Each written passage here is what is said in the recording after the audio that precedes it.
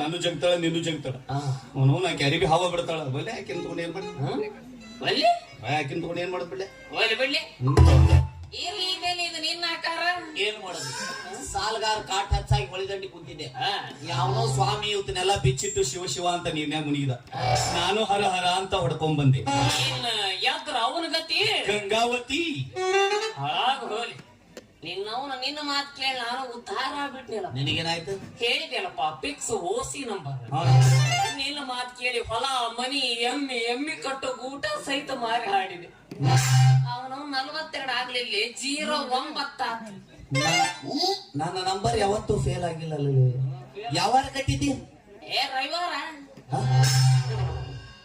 ರವಿವಾರ ಇವನು ನೋಡಲ್ ರವಿವಾರ ಬಂದಾಗ್ಯಾವಂತ ನೋಡಲ್ ಕೇಳ್ಯಾರ ಸಾಲ ಸಾಲ ಅಂತ ಹೊಡ್ಕೊಂತಿಲ್ಲ ಎಷ್ಟೈತ್ಲಿ ನಿನ್ನ ಸಾಲ 70,000 ಚಿಲ್ಲರ್ ಜುಜಿಬಿ 70,000 ನಿನಗ ಚಿಲ್ಲರ ಜುಜಿಬಿ ಮಗನೇ ನೀ ಸಾಲ ಮಾಡಿದಷ್ಟು ರೊಕ್ಕ ಚಾದ ಅಂಗಡಿಯಾಗ ಟಿಪ್ಸ್ ಹೋಗಿ ತಿನ್ನ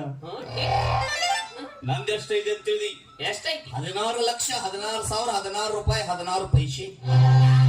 ಇದೆಲ್ಲ ಇದು 16 ಪೈಸೆ ಮ್ಯಾಲಿಂದ ಪೈಸೆ ಲೆಕ್ಕ ಇರ್ಬೇಕು ಅಂದಾಗ ಮತ್ತೊಮ್ಮೆ ಯಾವಾರ ಸಾಲ ಕೊಡ್ತಾನ ಸಾಲ ಮಾಡೋದು ದೊಡ್ಡದಲ್ಲ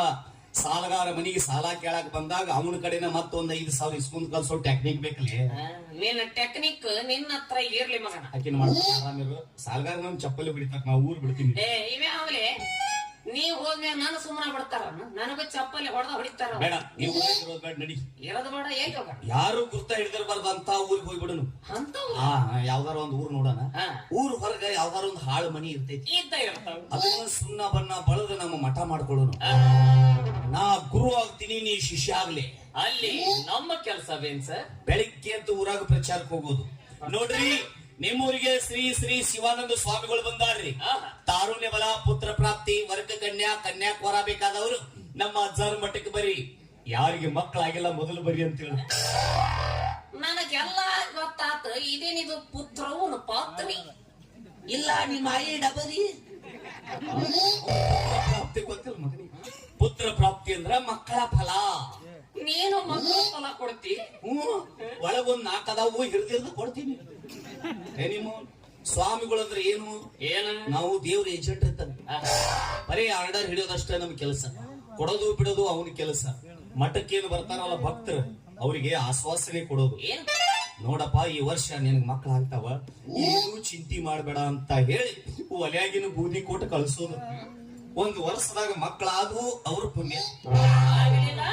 ಆಗ್ಲಿಲ್ಲ ಅಂದ್ರ ಆ ಮಠ ಮುಚ್ಚೋದು ಮುಂದಿನ ಮಠಕ್ಕೆ ಶೇಂಡ ಇರಿಸೋದು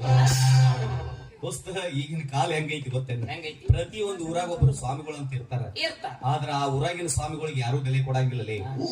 ಹೊಟ್ಟೆಪಾಡಿಗಾಗಿ ನಮ್ಮಂತಹ ನನ್ನ ಮಕ್ಕಳು ಇಂಥ ವೇಷ ಹಾಕೊಂಡು ಬಂದ್ರ ಅಡಿಗೆ ಮನೆ ಕುಂದ್ರಿಸಿ ಊಟಕ್ಕೆ ಹಾಕ್ತಾರ ಈಗಿನ ಕಾಲ ಮೋಸ ಹೋಗೋರಿಗೆ ಐತ್ ನಡಿ ಇವತ್ತಿಂದ ನಾನೇ ಗುರು ಆಗ್ತೀನಿ ನೀನ ಶಿಷ್ಯ ಆಗ ಪ್ರಚಾರ ಮಾಡ್ಕೊಂಡ್ ಬರ್ತೀನ ಮಠಕ್ಕೆ ಹುಡುಗ್ಯಾರ ಬರ್ತಾರ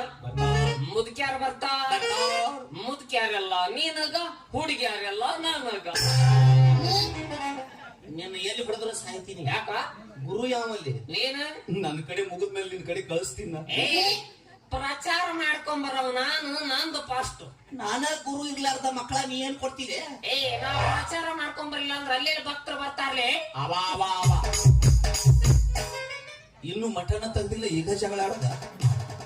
ಮೊದಲು ಮಠನ ತೆಗಿನು ಭಕ್ತರು ಬರ್ಲಿ ನಡಿ ಇವತ್ತಿನ ದೋಸ್ತಿ 50 ಎಲ್ಲಾದ್ರಾಗ